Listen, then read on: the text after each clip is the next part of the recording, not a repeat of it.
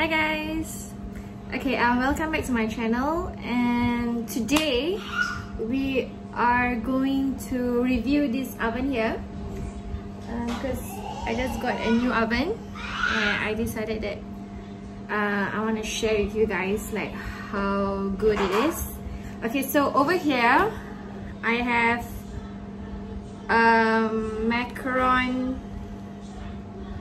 macarons already piped out, so I let them to dry outside about 5 minutes. It's because I'm using Italian meringue method, so I do not need to dry them out for too long. So after 5 minutes, in 5 minutes it's enough for them to dry out a bit, and then I'll put them in this oven. So this oven here is Mayer, and it's 76 liters, and it's digital. Okay, which I will show you guys. I will bring you guys closer to the oven. So for my macarons, I bake them at 130 degrees Celsius, and it's because it's a digital oven. It's even heat inside, so I'm brave enough to put 2 ovens at a time inside.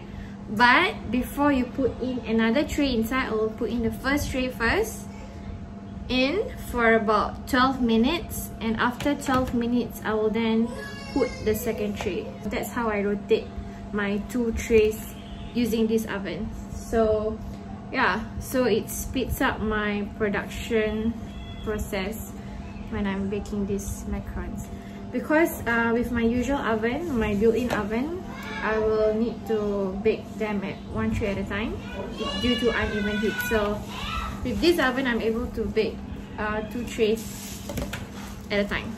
Okay, so I'll show you guys. Okay, so I already preheat this oven as per usual, and then I'm gonna open this, put the first tray in, like that, close it. So for the first tray, it will be 12 minutes. Okay, and it's gonna do the job. So for this oven, this is how the knob looks like, and they have 9 functions here, which is good. And it's 76 liter, and it's the professional chef series. Okay, so these are the main functions.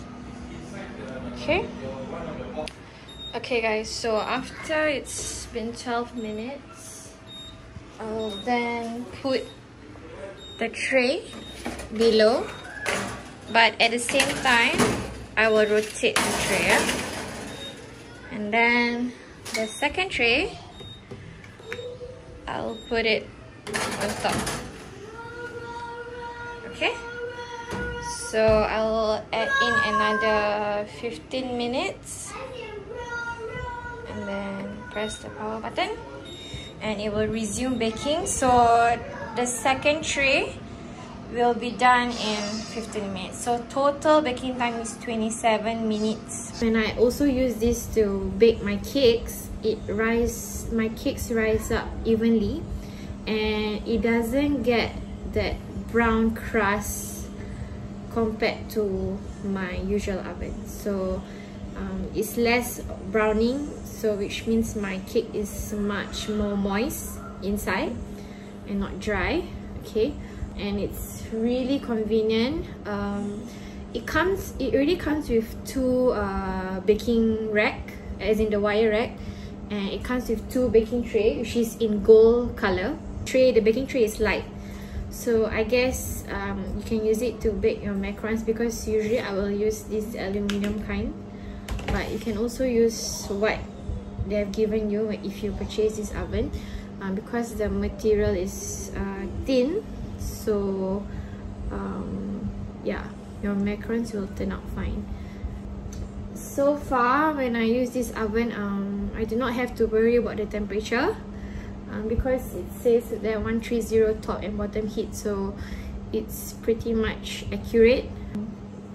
The heat inside the oven does not escape out from the door, so you don't really feel hot when you are standing nearby or when you are nearby the oven. So as compared to my other electric ovens, the heat does escape out a bit, so the room feels a bit humid and hot. But for this one, the sound, you don't really hear the sound that much. It's not noisy at all, so the heat does not escape from the door. It stays inside, so it's good. It's heavy. You need at least 2 person to carry this, because I think it weighs about 30 plus kg, so it's really heavy. And if you notice, I'm using a steel working table, like those commercial kinds, to withstand the weight, so to hold the weight. So yeah, so you want to get a durable table to support the weight of the oven if you're planning to get this. The usual price was $7.99, and then they had 12% discount, so it was about $700 for this one, and I think the price is worth it. I think it's gonna last long. And yeah, the main thing that I wanted to get this oven is because of the even heat, and it's because it's digital, so it makes my life much more easier when baking my macarons and my cakes, etc. So it definitely speeds up my production time. I can put in 2 trays. It is baking for another 8 more minutes. I'm gonna answer your questions, which I have asked some months back. I'm so sorry I take such a long time to answer your questions, but I did receive some questions regarding about macarons. So the first question was, why are your macarons hollow? So I'm answering these questions based on my personal experience dealing with baking macarons. I have been baking them since about 5 years ago. Okay, yeah, I started out in 2014. I myself went for a class to find out what's the reason why my macarons are failing, and to learn the proper technique. I think technique is so important when baking macarons. Doesn't matter what recipe you use, the kind of oven you use. Maybe, yeah, the oven does play a part also. You need to know your oven, but once you learn the technique, I think it's easy. Like, you understand the concept behind the science behind baking these macarons, you will be able to do them well. So the reason why your macarons are hollow is because there are too much air inside your macarons. So when you bite onto it, you immediately you don't get the chewiness. Instead, you're not biting into anything, so it's not a nice feeling. So there's too much air inside your macaron. So how do you avoid having too much air? Is when you are doing your meringue. Of course, you need to beat your meringue until it reaches to a stiff peak stage. So once you overbeaten it, or you beat it for too long, that's when you incorporate in much more air inside, and that's the reason why you get hollow macarons. And you realize that when you wanna deflate out the air, you will take such a longer time to deflate out the air, and yeah, because there's so much air inside. And then plus with the drying of macarons, and then when you bake them, then it will be hollow. You will see higher feet.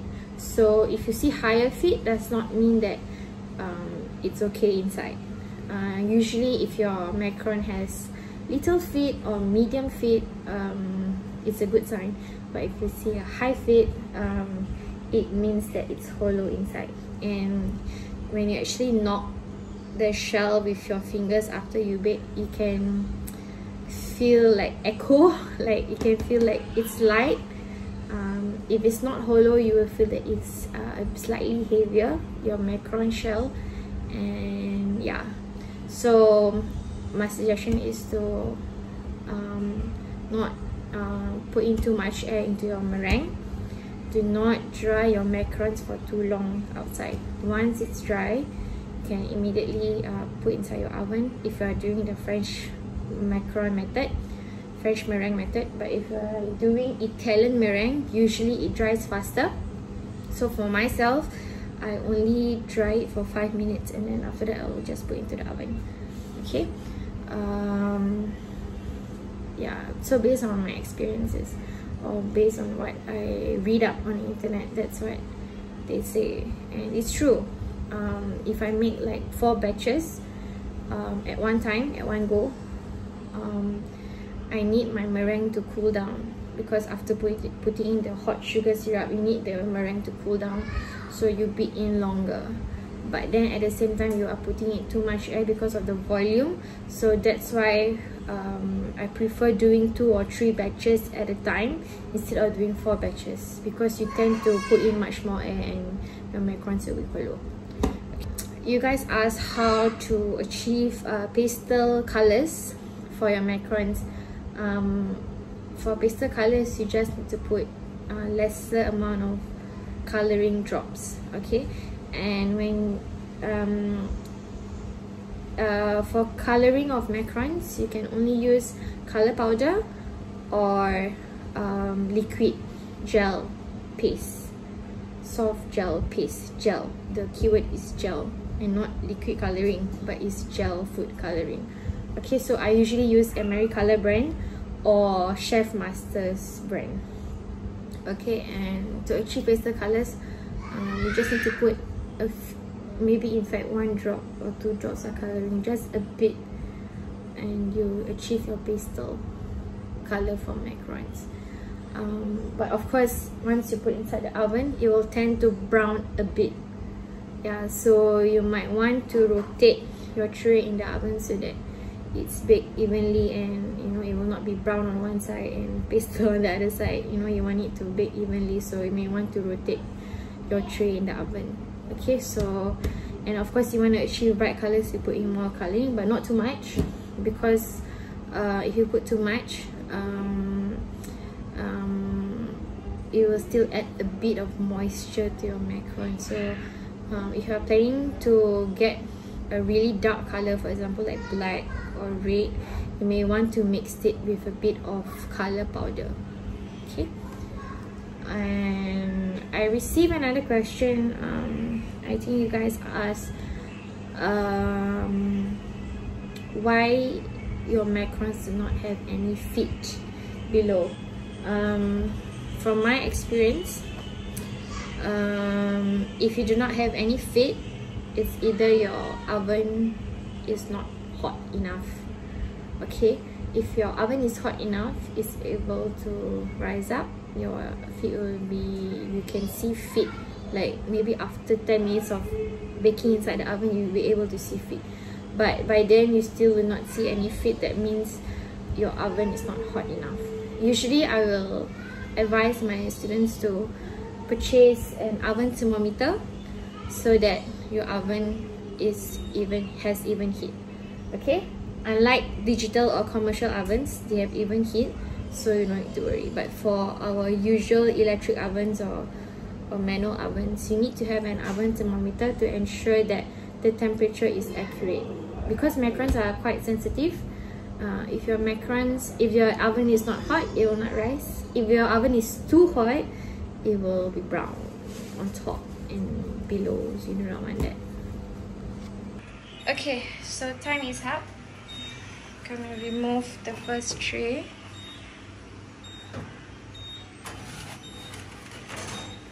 Okay,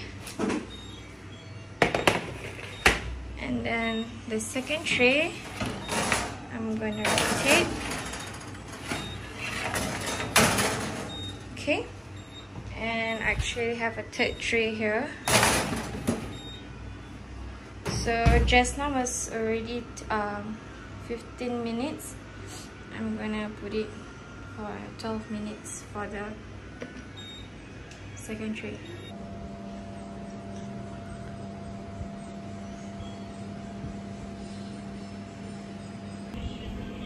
Okay, so the first tray is out, as you can see. So I'm letting it to cool down, and I will show you the end result. Okay, I received another question as how to, you know, fill up your macarons and to ensure that your macarons and your filling will stay intact and not, you know, slip off and melt or something like that. So for my macaron fillings, they are mostly buttercream based. Okay, if it's not buttercream based, it's chocolate ganache. I don't really use white chocolate ganache. I've yet to experiment it, but maybe in the future I can offer white chocolate ganache for my customers. But for now, I only use buttercream base, cream cheese filling also, and also chocolate ganache. So how to ensure that your fillings and your macarons stay intact? Usually after my macarons cool down, I will have my fillings already prepared. When I prepare my buttercream, I'm using a Swiss meringue buttercream, so I will make sure that my buttercream is stiff. It's stiff and fluffy, and you know, it can stay outdoors for up to 8 hours. So when you're outside and carrying my macarons, it will not melt. So for chocolate, of course, you can't have it outside for too long, but if your chocolate ganache is thick enough, it should be no problem. Like, you'll be able to stay intact with your macarons for a couple of hours. Okay, after I fill up my macarons, I will then refrigerate it for at least 30 minutes. Okay, for you to consume and bring it out or what. Better still if you fill up your macarons and let it be in the fridge for overnight, and then yeah. So that is how we prepare our macarons with the fillings. This is how it looks like. Okay, and this is how the fit looks like. Alright, even fit. We can tell it's not hollow, like you don't hear any echo. It's not light. Okay, I don't know how to explain the feeling, but yeah. So this is how I bake my macarons. It's fully baked at the bottom. Okay, and this is how the fit looks like. Okay, so if you are planning to get this oven, do get it. It works for my macarons, so I hope it does work for you too. And yeah, so if you have any other questions, do comment down below. I hope I answered some of your questions. Those are the questions that have been asked, and I'm sorry if I missed out any questions, or I can't think of any at the moment, but yeah. So good luck. If you purchase this oven, do update me and tell me what you think about it. It's the Mayer 76 liter professional chef series, so you should get it. I think it's worth your money, and it saves a lot of your time. And yeah, so good luck and happy baking.